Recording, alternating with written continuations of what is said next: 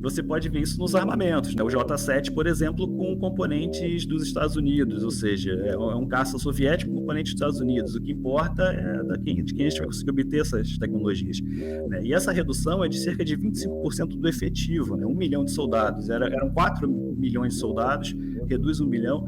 Hoje em dia está em 2 milhões de soldados o exército chinês. É o maior de todos, mas se a gente for ver proporcional, nem é tanto se a gente for pensar nos Estados Unidos com 1 milhão e 300, né? Que tem uma população muito menor. O tamanho da população, exato, né?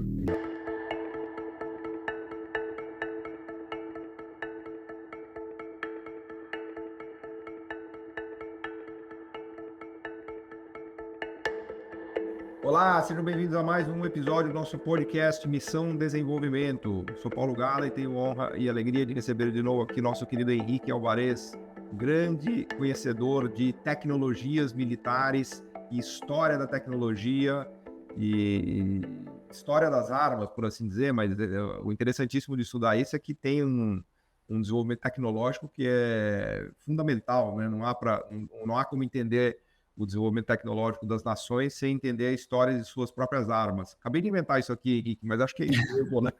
Mas tá muito bom. A história das armas mostra a história da tecnologia dos países, né? Eu sempre fui fascinado por estudar esse tipo de história. Aliás, me lembro até de um livro do meu amigo historiador Luiz Felipe Alencastro, em que ele contava a história dos rifles e dos arcabuzes, das guerras dos 1500, dos 1600, do tipo de espingarda que os portugueses usavam e os índios, né, nas guerras coloniais. Inclusive, quando chovia, era uma desgraça, porque o arcabuz ficava entupido, não funcionava, aí sempre que chovia, os caras perdiam a guerra e tal.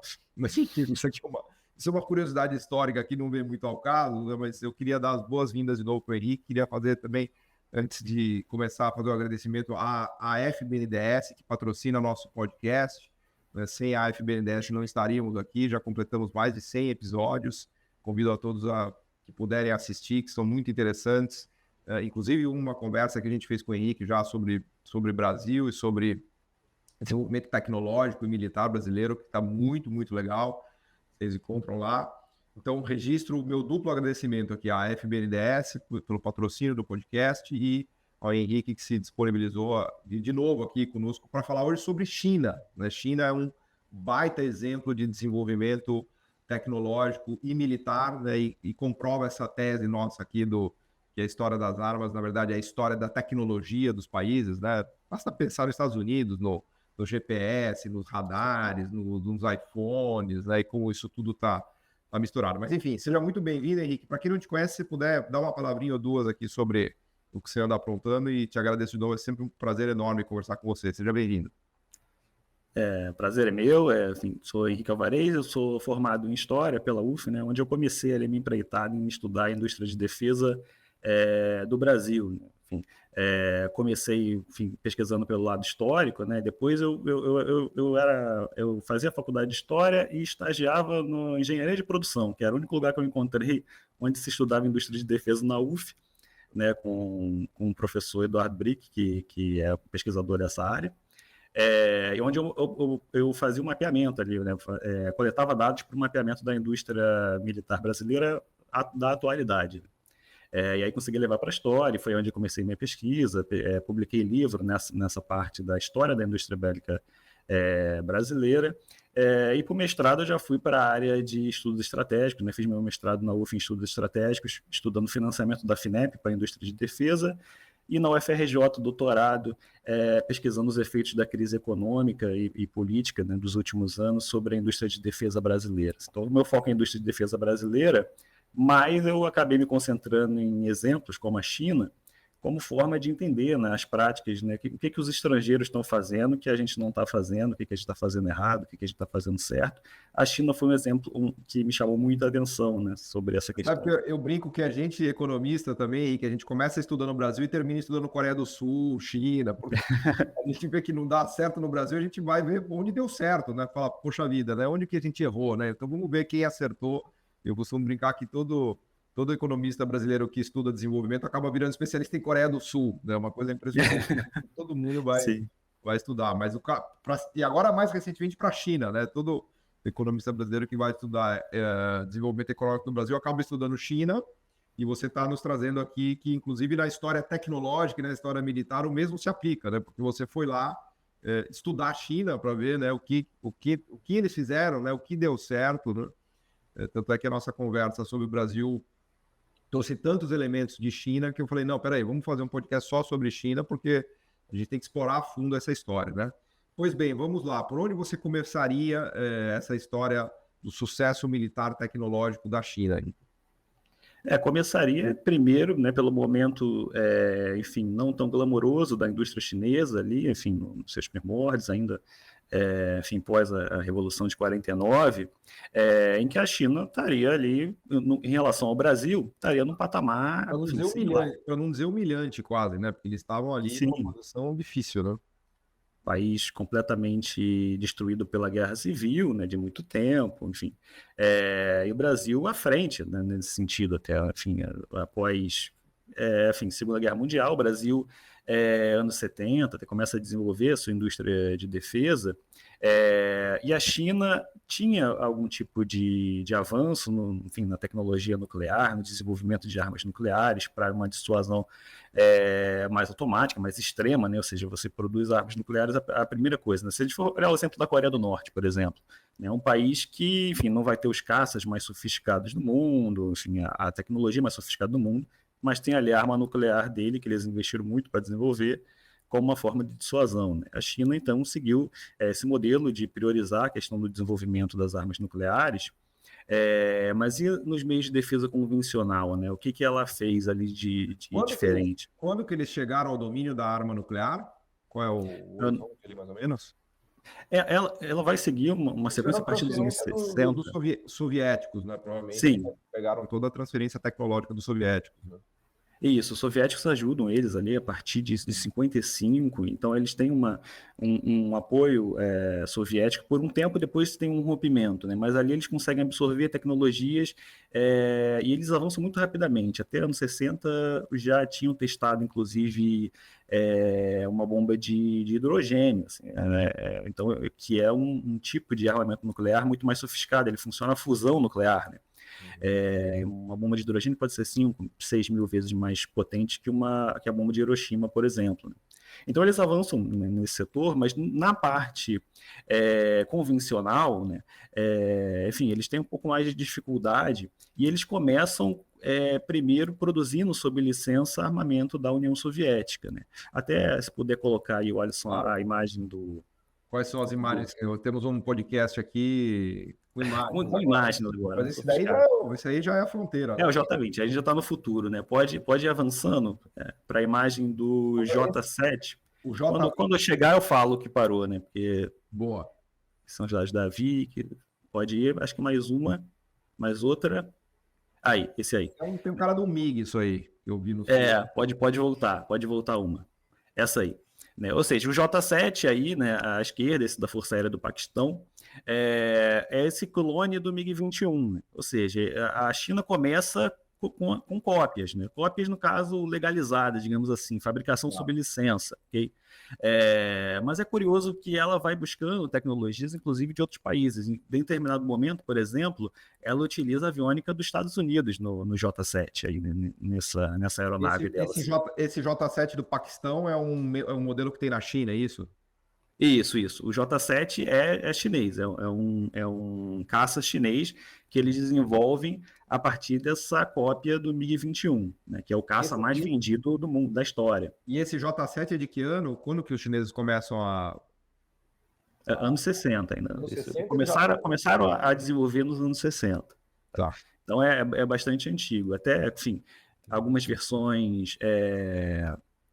foram sendo lançadas, aí nos anos 70, que ele vai ter, inclusive, começa a se exportar, enfim, a fabricar ali em grande quantidade. Eles exportam para o Paquistão, exportam para Sudão, enfim, para uma série de países, né? Assim, tem até um certo sucesso, mas ainda com armamentos pouco sofisticados, né? Mas com essa tendência de copiar sob licença, inclusive, os armamentos da União Soviética, né? Com o rompimento deles fica um pouco mais difícil, mas eles continuam, principalmente até após a Guerra Fria. Pode passar mais uma, Alisson, para a próxima imagem.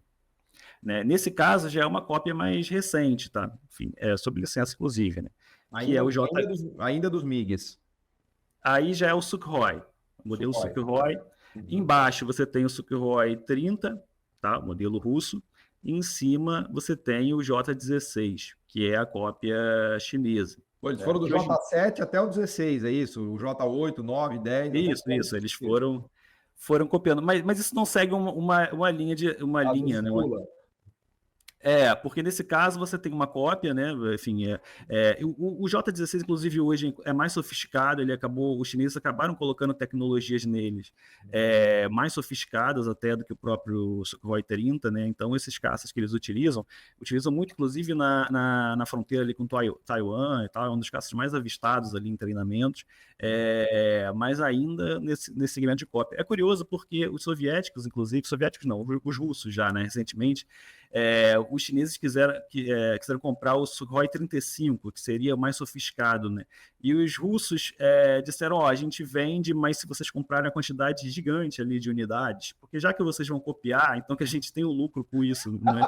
De alguma forma. Já que a gente já sabe que vocês vão copiar mesmo, pelo menos então, compra muito para a gente ganhar um dinheiro com isso, né? Mas eles acabaram não adquirindo, né? Eles seguem nessa tendência da cópia sob licença, mas também para desenvolvimento próprio com compra de tecnologias, tá? Isso já depois da reforma do Deng Xiaoping, começa um processo grande de reforma nas Forças Armadas chinesas, com uma série de estratégias que eu cheguei até no Papo sobre o Brasil, elencar sobre o que o Brasil poderia fazer, né? Uma delas, por exemplo, é redução de efetivo militar para você investir em tecnologia, né? O Deng Xiaoping chega a reduzir em 2 anos 1 milhão de soldados do efetivo. Aliás, até um dado atualizado que você me trouxe aqui dos 120 bi de reais do Brasil que a gente estava conversando. Você fez esse levantamento, né? Quanto disso que é pessoal, aposentadoria e tecnologia? Isso, o Brasil hoje gasta, vamos colocar ali em cerca de 120 bilhões de reais, a maior parte disso, 80% em média, né? Esses números variam ano a ano, com pagamento de pessoal e pensões, tá? É claro que, enfim, os militares discordam dessa conta, até com certa justiça, porque parte dessas pensões são pagas, a maior parte delas são pagas com parte dos salários, né? De contribuições deles próprias que não entram nesse cálculo. Mas, no geral, você tem um grande investimento em pessoal, um grande gasto pessoal, e o investimento fica ali em torno de, quando muito, de 10 bilhões, né? O investimento em compra de novos equipamentos por ano, né? Enfim, é um número muito pequeno em relação ao total. Na China, eu imagino que você chegou a ver esse dado de China, de quanto eles têm de orçamento militar? Sim. Eles foram crescendo, né? Após, inclusive, o governo do Deng Xiaoping, mas, se não me engano, hoje estaria em torno de 30%. Mas aí eu precisaria... posso soltar? 30% do quê? Do total. Se não me engano, o último cálculo que eu vi era 30% do total, mas eu precisaria verificar esse dado melhor. Mas 30% para tecnologias e armamentos? Isso, para investimento, para compra de armamentos e para investimento tecnológico. Mas lá o orçamento deve ser gigantesco, eu imagino que sim. Você tem um orçamento hoje de mais de 100 bilhões de dólares, no caso. 100 bilhões de dólares, né? Então a gente estaria falando de 20, 30 bi de dinheiro para máquinas e equipamentos bélicos. Né? Isso. É um orçamento bastante considerável. Só perde para os Estados Unidos. Se não me engano, está em torno de 800. Daqui a pouco vai chegar em 1 trilhão os Estados Unidos, né, de gasto em defesa. Né? Estava quase. O dado que eu vi estava quase. Já estava quase. O que eu vi estava em 880, se não me engano. Então, assim, só perde para o dos Estados Unidos. Dizem que eles também reduzem esse gasto, porque está em torno de 1,7% do PIB chinês. Tá. Dizem que, enfim, eles gastariam mais do que eles dizem, né? Tem toda essa questão de discordância em relação ao orçamento chinês. Você dizia que o Deng Xiaoping redirecionou, então, parte do gasto com tamanho do exército, 1 milhão de efetivo para desenvolvimento tecnológico. Imagino que o Deng Xiaoping também tem na virada que ele fez ali da China. Muita gente diz que não é virada, né? O Elias fica bravo quando eu falo que é virada, porque ele coloca o Deng Xiaoping como seguidor do Mao Tse Tung, né? Então, precisa tomar cuidado com essa ideia de ruptura, né? Não é exatamente assim. Mas eu imagino que ele tenha se aberto para tecnologias de fora e toda aquela cabeça deles de desenvolvimento tecnológico. Exatamente, né? Aquela história do não importa a cor do gato, né? O que importa é aquele caça o rato, ela é vista de Mas o maneira. Elias vai falar que o olho do gato é vermelho. Entendeu? Exatamente. A frase inteira é essa, mas o olho do gato é vermelho. Verdade, verdade. Então, só foi uma Você definição pode de ver. novo, né? Você pode ver isso nos armamentos, né? O J-7, por exemplo, com componentes dos Estados Unidos, ou seja, é um caça soviético com componentes dos Estados Unidos. O que importa é de quem a gente vai conseguir obter essas tecnologias, né? E essa redução é de cerca de 25% do efetivo, né? 1 milhão de soldados. Eram 4 milhões de soldados, reduz 1 milhão. Hoje em dia está em 2 milhões de soldados o exército chinês. É o maior de todos, mas se a gente for ver proporcional, nem é tanto se a gente for pensar nos Estados Unidos com 1.300.000, né, que tem uma população muito menor. O tamanho da população, exato. Né? Exato. Então, assim, houve uma redução drástica para investimento em defesa.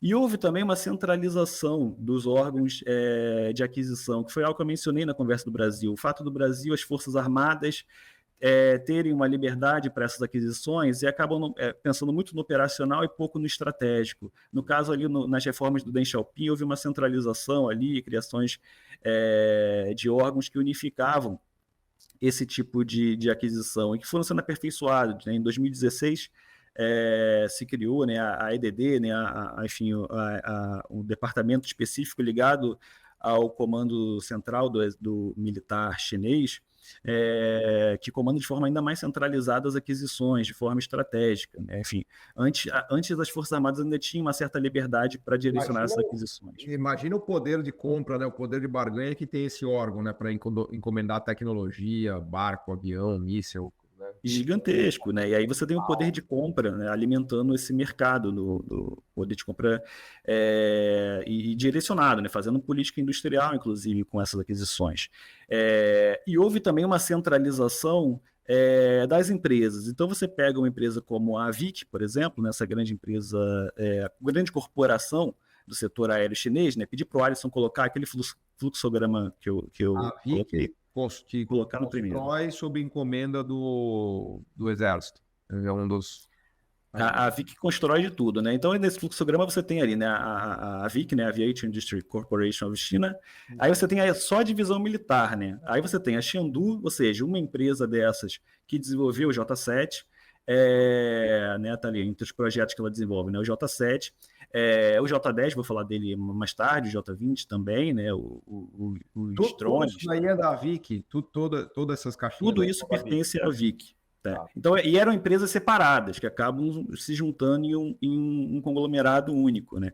A Shenyang Aircraft, ela produz, por exemplo, o J-16, né, que eu mostrei ali, o FC-31, que também é um caça de quinta geração, como o J-20, a gente vai falar mais tarde deles, né? E os aviões de transporte pesado, né, produzidos pela Shenyang Aircraft, né? Pode passar mais uma? Caramba, quantidade de jatos que eles fazem é uma coisa impressionante, né?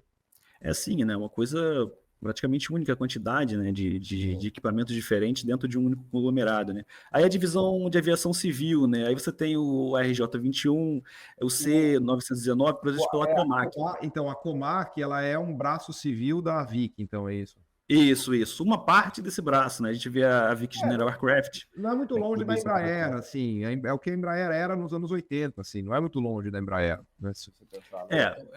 Um pouco mais longe, se a gente for ver que tem, por exemplo, ali a divisão de motores, né? Inclusive os próprios motores ela produz. No caso do J-7, por exemplo, utilizavam motores russos, tá? A maior parte dos motores da China sempre foram russos. Ainda hoje, boa parte deles são motores importados da Rússia. Tá. Mas ela já começa a produzir os seus próprios turbofans, né?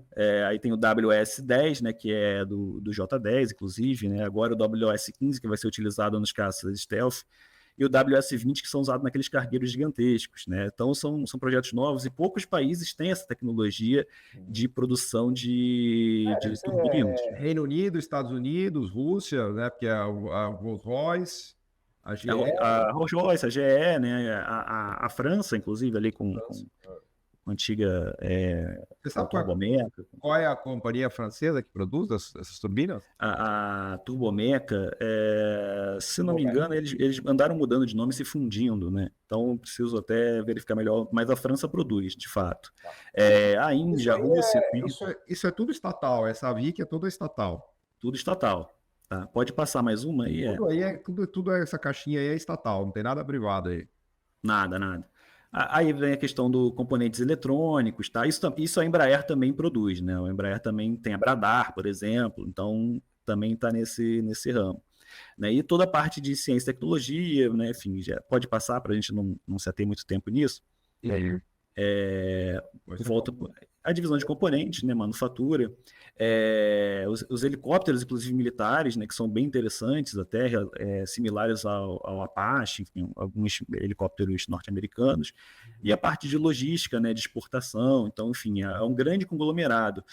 A China começou a investir nesses grandes conglomerados. Então, a Norinco, por exemplo, que é a fabricante de meios terrestres, né? Ela fabrica desde dos tanques de guerra, os mísseis antiaéreos, até trem, até fogos de artifício, né? Enfim, armamento como pistolas, fuzis, enfim, de tudo. Agora, o Henrique, a Vic, ela foi formada, porque eu me lembro que a Embraer foi para a China, ficou um tempo lá, depois saiu, depois os chineses foram juntando tudo e colocaram na Vic, né? Você tem Sim, eles de adquiriram. cronologia, porque a Vic foi sendo transformada nesse gigante ao longo do tempo, né? Sim, isso é o que vai acontecendo paulatinamente, né? Mas ali com Deng Xiaoping você tem essa aceleração dessa formação desses conglomerados, e isso se acelera ainda mais nos anos 2000, né? Essas reformas continuam, mesmo após o Deng Xiaoping. Então, nos anos 2000, você tem a formação de outros grandes conglomerados, como a Norinco, como no setor naval, né? Os estaleiros foram se juntando ali junto com o CSSN, né? Que é o grande conglomerado chinês ali da parte marítima, né? Eles juntaram vários estaleiros ali, fundiram. E aí eles fazem navio para o exército e navio comercial. Navio para as Forças Armadas e navios comerciais também, né? É um conglomerado que ali tem de tudo, no caso, né? Porque foram juntando, e era uma prioridade, né? É o CSSC, né? Que é o grande conglomerado chinês do setor naval. Eles foram juntando e investindo na parte de uso dual, né? Essa foi uma das grandes sacadas ali dessas reformas do Deng Xiaoping, né? Ou seja, não dá para sustentar isso só investindo no setor militar. Então ele começa a juntar com empresas do setor civil que acabam ajudando a sustentar essas empresas, né? Então esse uso dual é muito, né? Esse uso múltiplo, no caso, é muito comum. Por isso que a Norinco vai produzir desde tanques de guerra ao trem, a carros elétricos, por exemplo, né? Embora acho que qualquer empresa hoje em dia na China produz carro elétrico, né? A empresa que vende arroz liquidificador faz carro elétrico. Faz carro elétrico, né? Difícil você ver uma empresa chinesa que não faça, né? Xiaomi, a Huawei, enfim, essas empresas estão avançando muito nisso. Mas caminhões, por exemplo, tudo isso a Norinco produz. E a mesma coisa no setor naval também, né? Se você for pensar, a China hoje, quase 50% da produção naval do mundo é chinesa. Né? Enfim, né? Ela lidera quase todos os segmentos industriais de produção de navios, né? Enfim, então só pode passar só mais uma imagem, que eu acho que aí já chega no Comac, né? Futuro aí concorrente da Embraer, ainda não ganhou o mundo, né? Mas vai começar a complicar aí para as produtoras ocidentais. Mas como você pode ver, a boa parte da tecnologia, principalmente a mais sensível, é ocidental, né? Ainda hoje. Então você vê que, enfim, as turbinas ali, produzidas ali pelos Estados Unidos e França, enfim, parte de radar, né, do sistema elétrico, grande parte produzida ainda por países ocidentais. Agora, a grande vantagem da China é esse pragmatismo, né? Ou seja, não tem constrangimento em fazer isso. Né? Talvez, se a gente for pensar na União Soviética, algo mais, não outro mundo, claro, mas era muito mais centralizado ali somente em componentes autóctones, né, como se chama, né, autônomos, né? Então você vê aí que né, a China avança pelo setor civil, mas ainda muito dependente de tecnologia. Você falava do uso dual, o Deng Xiaoping já tinha essa ideia do uso dual. Já. Para barco, para avião, para trem, para tanque, para tudo isso. Sim, quando ele faz a política de desenvolvimento industrial, ele coloca a indústria bélica também, mas ela tendo que se associar à indústria civil, como uma forma de um crescimento mais sustentável delas. Isso funciona muito bem, né? E uma coisa acaba puxando a outra, né? Você imagina se a Comac, que pertence à VIC, né, começa a crescer e enfrentar as empresas ocidentais, né, como a Airbus, como a própria Embraer, a Boeing, né? Isso vai causar um problema também militar, porque a Boeing também produz, enfim, caças, né, para os Estados Unidos, a Airbus está ali no conglomerado europeu, então isso tudo ia gerar problemas para eles também, né? Então tudo está muito interligado, né?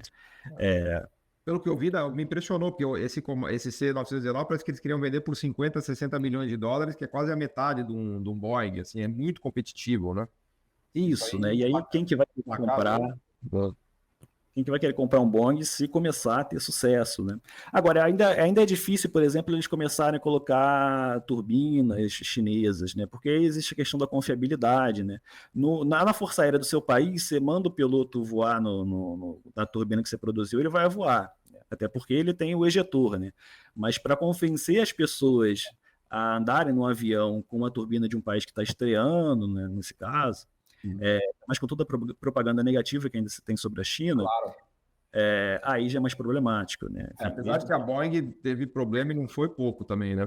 Sim, né? Mas a gente sabe como é que funciona a questão da propaganda também, né? Então a confiabilidade ainda vai demorar para que comece a se utilizar motores chineses, então isso ainda pode demorar. E nessa guerra com o Trump, se o Trump começa a embargar componentes desse tipo, a Comac pode sofrer, né? Pode só passar mais uma imagem para a gente seguir, que eu acredito que seja do... Eu falei sobre parceria, né, com outros países. Nesse caso, uma parceria com Israel para a produção do J-10, né, que é produzido pela Chengdu, que também pertence à VIC. O J-10 é esse caça aí que está na direita, né? E esse da esquerda é o Lavi, que era um caça produzido por Israel, mas que não saiu do protótipo, da fase de protótipo, porque os Estados Unidos era baseado no F-16, mas os Estados Unidos acabou ali atuando para que eles adquirissem o F-16 e não desenvolvessem o próprio caça. E aí os chineses aproveitaram e compraram o know-how, né, e o projeto do Lavi para utilizar no J-10. Okay? Como você pode ver, o J-10, a diferença que mais salta os olhos é que o J-10 ele é um pouco mais alongado, porque a turbina russa, né, era maior, né? Então eles tiveram que alongar um pouco mais o projeto. Combinar o projeto de Israel com o projeto russo para ter o caça chinês, é isso? Isso. Tiveram que dar uma largada porque a turbina era maior. Embora o J-10 hoje já utilize a WS-10, que é uma turbina chinesa mesmo, autóctone mesmo.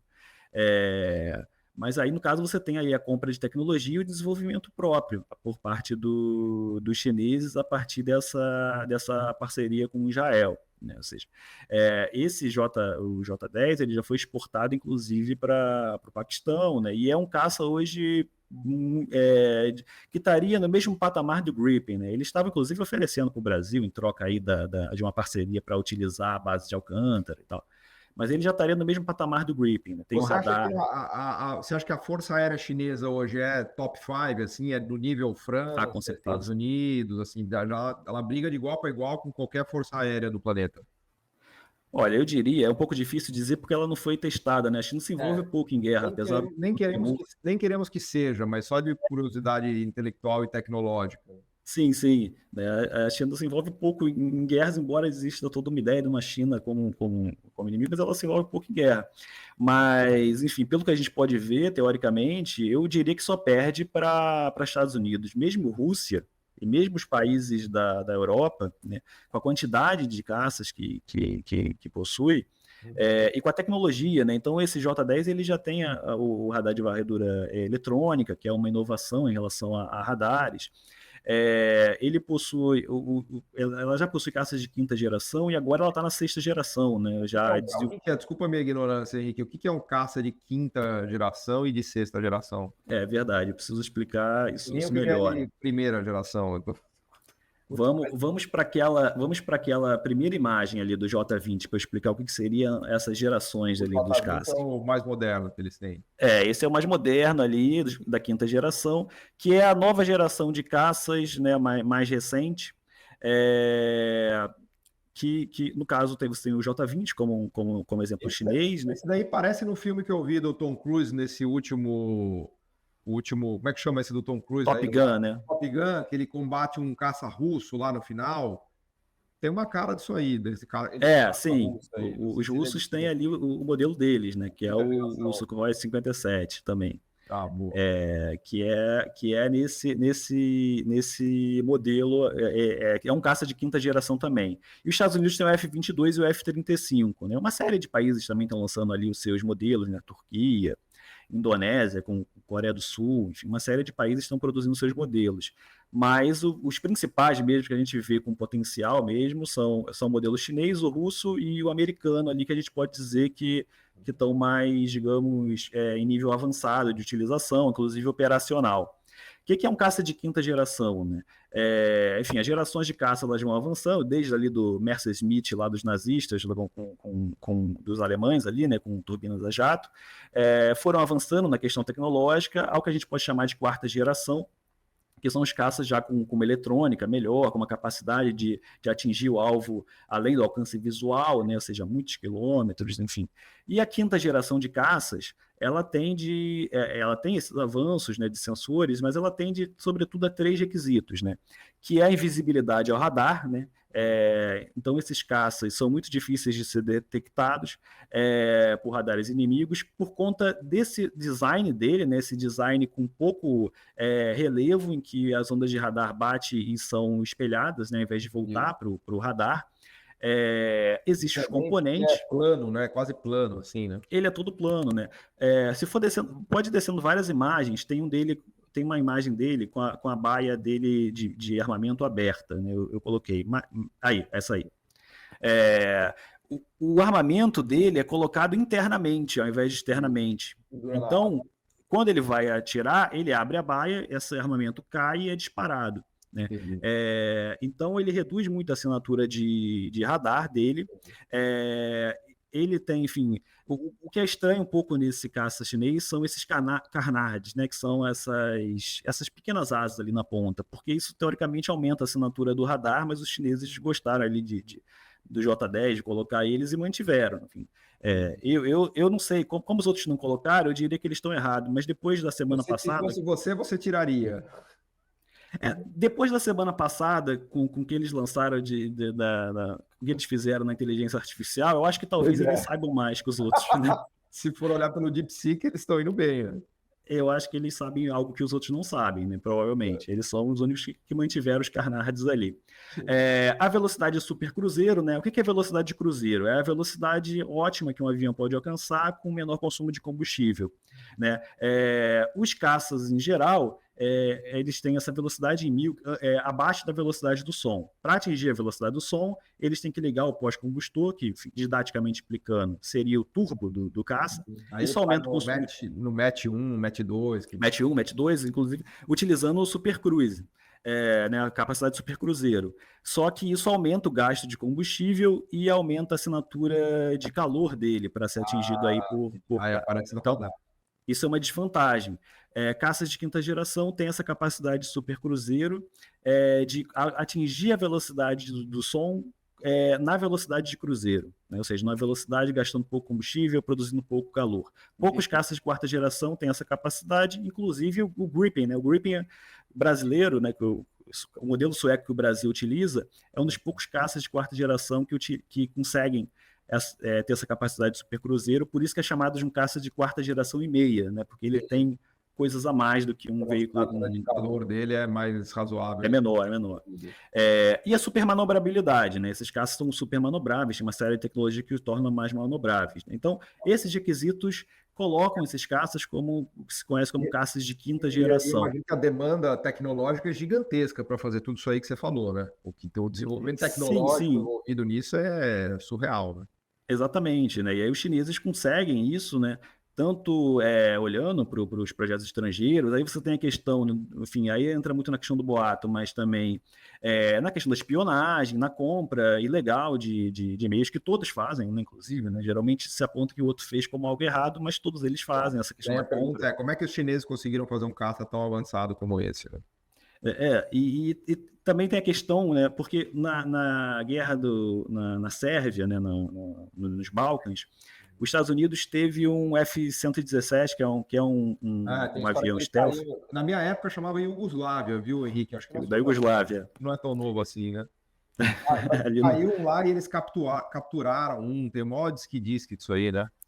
foi abatido por um míssil, inclusive, bastante obsoleto da União Soviética, né? Enfim, até o militar responsável pelo abate diz, não me avisaram que era stealth, né, tal, ele dá essa debochada ali sobre isso. Ele consegue abater e dizem que os chineses teriam comprado ali dos fazendeiros locais, né, enfim, parte desses componentes, porque existe questão até química, né, da utilização da tintura desse caça, que ela absorve também a onda do radar, né? Então, assim, uma série de equipamentos que são utilizados. E parte eles conseguiram dessa forma, né? Partes ali com investimento pesado, enfim, sólido em ciência e tecnologia, para seguir essas diversas etapas. Como eu mostrei aquele caça, o J-10, pode passar uma imagem, tem uma curiosidade interessante, mas pode passando mais uma. Aí eu falo quando for aqui essa aí. Né? Esse é outro caça desenvolvido pela China, baseado no F-16 americano, desenvolvido em parceria com o Paquistão. Né? O Paquistão é usuário do F-16, né, americano, e ele desenvolveu em parceria com a China um substituto para os F-16, que é o JF-17, né? Inclusive já exportou para a Nigéria, para Mianmar, se não me engano. Eles não tiveram nem a cara de pau de colocar o F ali para dizer que foi inspirado no F-16, por isso que virou JF-17. JF, pois é, né? Bota o J depois, né? Mas o que é interessante dessa imagem ali, que é divulgada pelo Paquistão, pela Força Armada Paquistanesa, é o Marum, né? O Marum, que é o míssil brasileiro anti-radiação, né?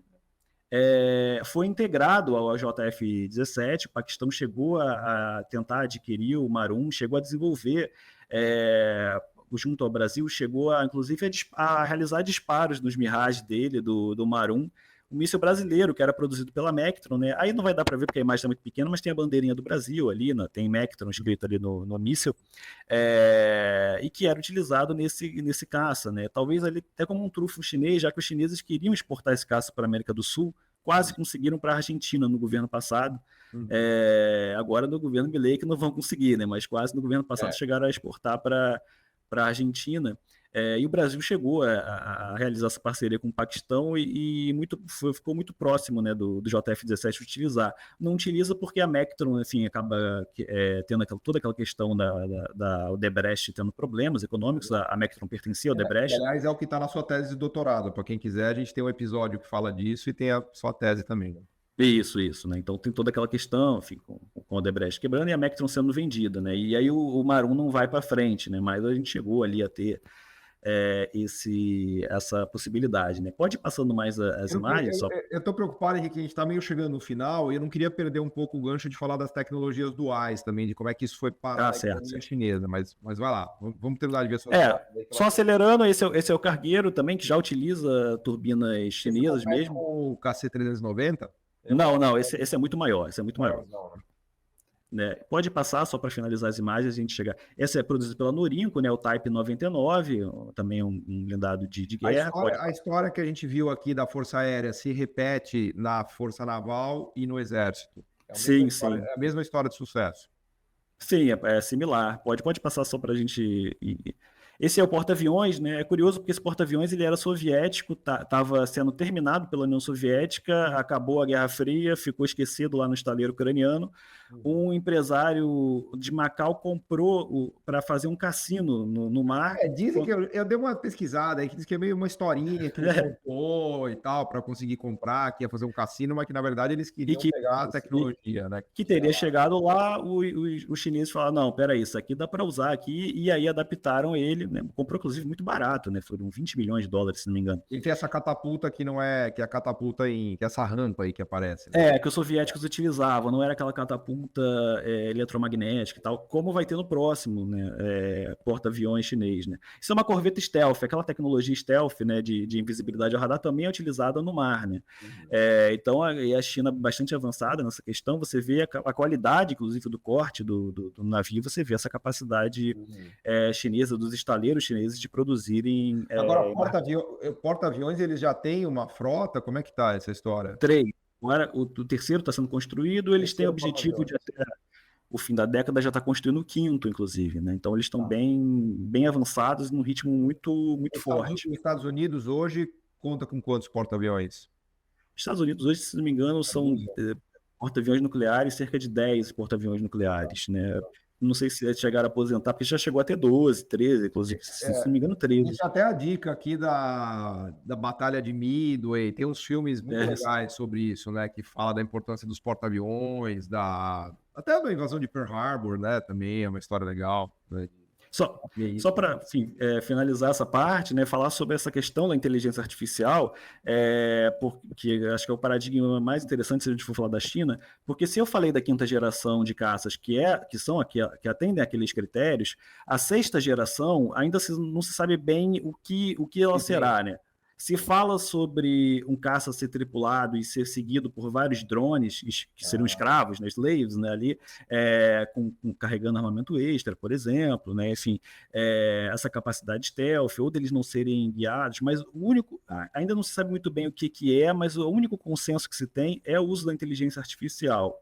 Até semana passada, se acreditava que os chineses estavam muito atrasados. Eles chegaram... DeepSeek, o caça deles, DeepSeek. Vai ter pelo menos o DeepSeek embarcado, né? Vai ser Flight. Não, e eles lançaram o DeepSeek como se estivesse lançando um aplicativo para ler horóscopo, né? De varejo, né? Mandando um negócio aí que a gente fez. Né? Então, o que eles não devem ter, né? Então, esse paradigma mudou muito. Eles voaram com um caça que supostamente seria um caça de sexta geração. Ficou uma dúvida se era um bombardeio, enfim. Mas pode ser um caça de sexta geração. E agora eles dão sinais de que eles estão mais avançados do que se esperava na capacidade de inteligência artificial, né? Então, aquilo que se parecia da China correndo atrás, copiando e buscando chegar no mesmo patamar, parece que esse paradigma está prestes a mudar. Parece que quando a gente for falar de sexta geração de armamentos, parece que a China vai ser ali... Já pode liderar. Vai liderar. Já está mudando esse paradigma. É impressionante isso, né? Você pensar a jornada que eles fizeram de 1950 até 2030 é um negócio assim inacreditável. Eu acho que nenhum país do mundo conseguiu avançar tanto em tão pouco tempo. Né? Com certeza, sim. Mas vamos dar uma palavrinha, desculpa, daí você já temos que meio que caminhar para uma conclusão, mas dá uma palavrinha, se puder, Henrique, da coisa dual, do uso dual de tecnologias, assim, não sei quanto você estudou isso. Quanto que dá para a gente identificar as tecnologias das empresas chinesas, sei lá, de carro elétrico, como é que é essa coisa? Sim, né? Como eu falei, né? Você tem empresas do setor militar que caminharam para isso, né? Que acabaram se associando, né? E acabaram colocando sob o guarda-chuva delas empresas do setor civil, tá? Então, enfim, é claro que o setor militar ele costuma avançar primeiro para depois se avançar o setor civil, né? Então você, por exemplo, as turbinas estão sendo desenvolvidas para o setor militar, mas logo isso vai, enfim, ser colocado ali nos veículos civis também. A mesma coisa em relação, enfim, a uma série de componentes. Agora, se pensava que esse paradigma estava um pouco trocado, se a gente for pensar na questão dos semicondutores, dos smartphones, cada vez mais a disputa parecia estar sendo concentrada no setor civil, enquanto o setor militar, como a modernização, ela tem de demandas mais cíclicas, né, isso estava demorando a chegar.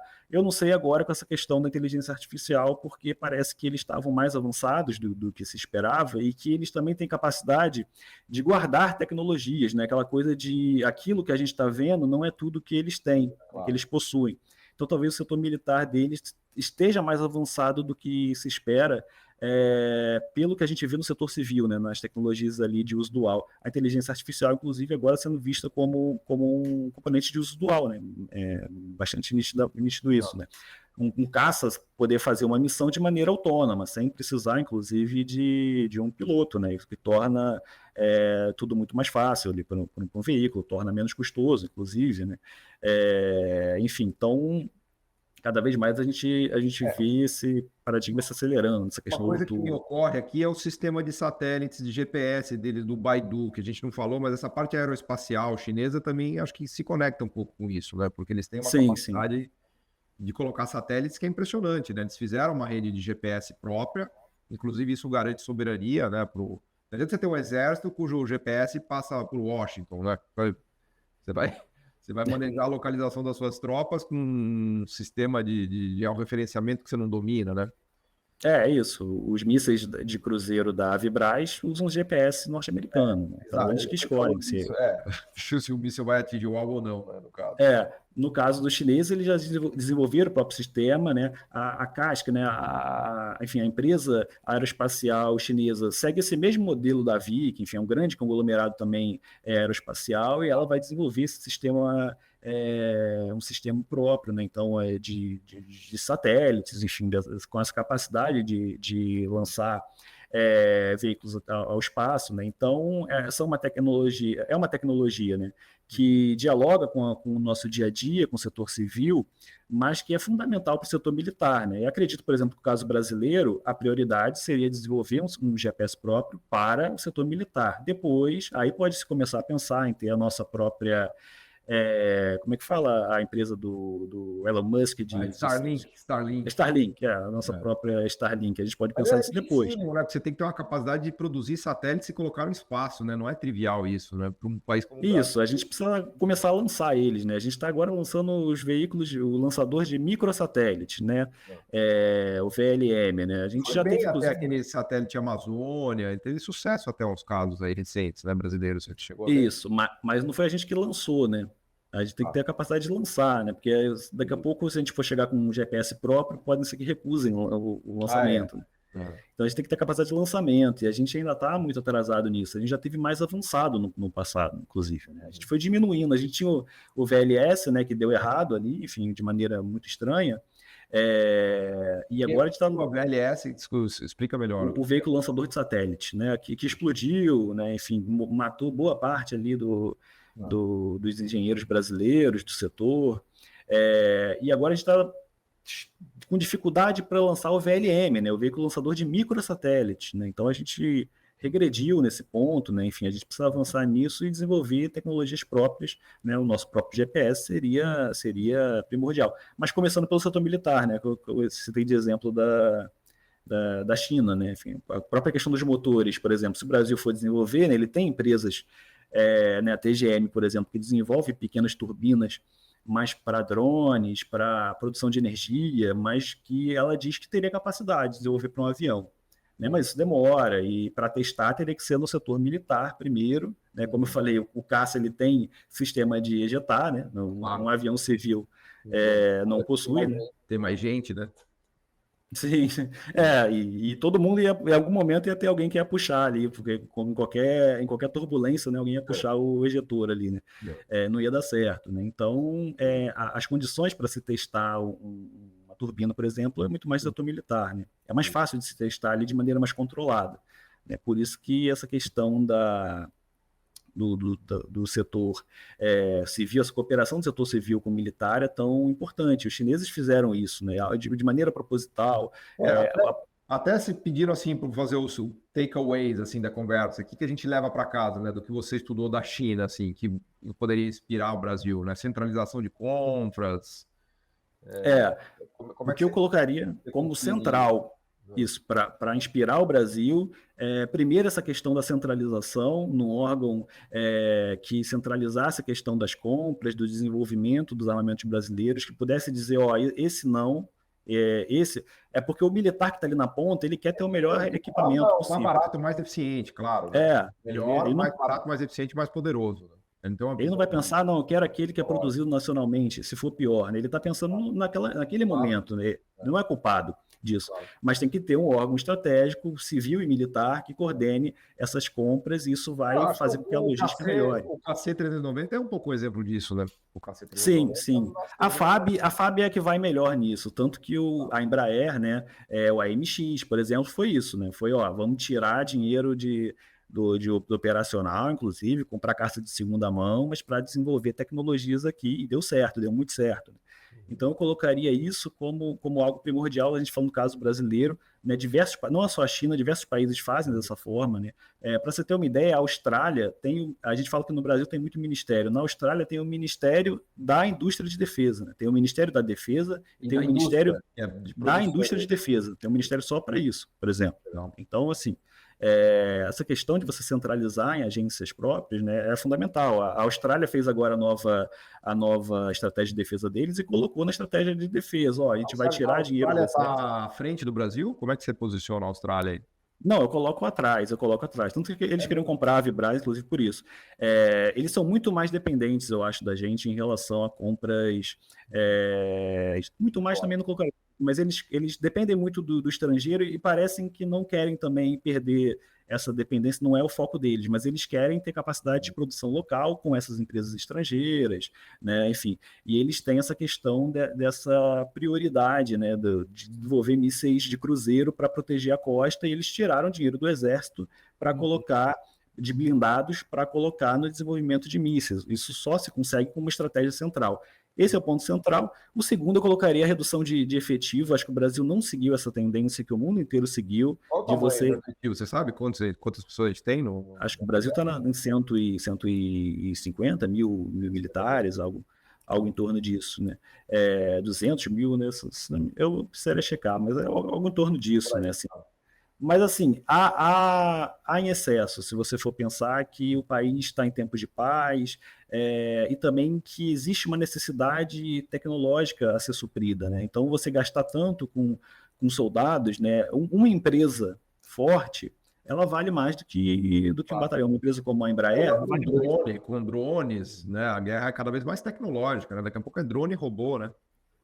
Sim, né? Então o Brasil não seguiu essa tendência, né, de redução de efetivo como os europeus seguiram. Enfim, você ter batalhões menores, então com uma quantidade menor de equipamento, então a sua capacidade de financiar aquilo aumenta muito, né? Você vai ter menos custos para suprir menos batalhões, e consegue investir mais em tecnologia, né? O Brasil precisa seguir essa tendência. Eu colocaria a redução de efetivo como algo primordial, né? Acho que, se não me engano, mais de 200 mil soldados o Brasil possui, daria para reduzir, né? Boa, fantástico. Henrique Alvarez nos dando uma aula aqui da tecnologia militar da China. Claro que tem muito mais coisa para explorar, mas acho que é sempre uma inspiração aqui para o Brasil, para a gente pensar, né, no que a gente pode fazer. E mais triste dessa história é imaginar que a Força Militar Brasileira já foi superior à da China em termos tecnológicos, né? Nos anos 50, nos anos 60. Sim, se a gente for pensar na Embraer, né? Se a gente for pensar na Embraer. A Embraer foi fundada por aí, né? Nos anos 69, né? 69, né? Impressionante, né? A gente já fazia avião antes dos chineses, né? Uhum. Sim, enfim, com uma coordenação, inclusive, melhor, né? A indústria brasileira como um todo ali tinha um grau de superioridade em relação à chinesa, e a gente foi atropelado. Me vem sempre a imagem de que os chineses vieram no Brasil aprender no final dos anos 70 como fazer, né? E aprender... tem isso, no setor militar eles vieram também, fizeram oferta de compra ali de equipamentos e tal, mas não compraram nada, eles vieram aprender mesmo, né? E aprenderam bastante. E agora estamos aqui nós tentando aprender com ele. Verdade. Boa. Henrique Alvarez, muito obrigado, né? Vamos te convidar no futuro aqui para falar de novas experiências aí que você anda estudando, né? De história militar e tecnológica, né? Sempre um prazer te ouvir aqui. Você dá uma aula magna sobre o tema, fantástico. Tenho certeza que todo mundo que nos ouviu aqui gostou muito. Obrigado, show de bola, muito bom. Eu que agradeço. Obrigado. Valeu. O podcast Missão Desenvolvimento é uma realização da AFB-NDS, Associação de Funcionários do BNDES, e vai ao ar semanalmente em todas as plataformas digitais. O programa tem direção de Felipe Peçanha, produção de Tatiana Gurgel e edição de Pedro Rocha. Para saber mais, acesse nosso site www.missãodesenvolvimento.com. Você também pode assistir a outros episódios já gravados nos canais do Missão Desenvolvimento e da AFB-NDS nas redes sociais. Até a próxima!